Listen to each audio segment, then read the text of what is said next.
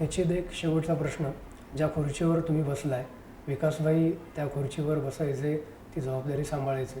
नुकतंच त्यांचं निधन झालं आणि आज ती जबाबदारी असेल, ती खुर्ची असेल, तुम्ही ताब्यात घेतलेली आहे किंवा त्यावर तुम्ही विराजमान झालेला आहात. मोठी जबाबदारी असणार आहे.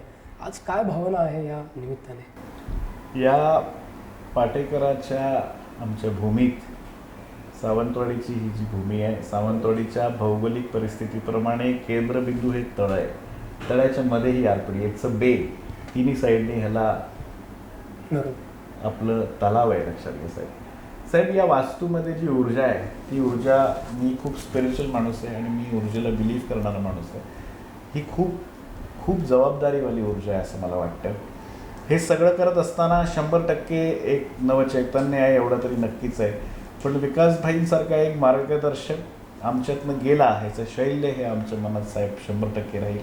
पण एक गोष्टीची ग्वाही तुम्हाला देतो की येणाऱ्या काळात ही संस्था ही प्रत्येक ज्येष्ठांना एकत्र घेऊन, प्रत्येक माझ्या त्या घटकाला एकत्र घेऊन, जी कोणी माझी माणसं या संस्थेसाठी इतकं प्रेम देऊन पुढे आलेली आहेत, त्या सगळ्यांना एकत्र घेऊन चाललं जाईल. आणि ह्याची प्रचिती म्हणजे आज विकासभाईंना जाऊन 2 महिने झाले, माझ्या सर्व ज्येष्ठांनी, माझ्या नाही म्हणाल तरी 60-62 लोक आहेत, ही सगळी या डायरेक्टर बोर्डवर, मेन डायरेक्टर बोर्डने खालची लोकं जी काय त्याच्यावर सगळ्यांनी मिळून एकमताने माझं नाव घेतलं. हे मी माझं सौभाग्य समजतो आणि या खुर्चीचा मान ठेवून नेहमी ह्यांची सेवा करत राहील.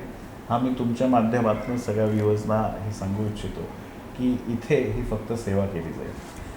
थँक्यू.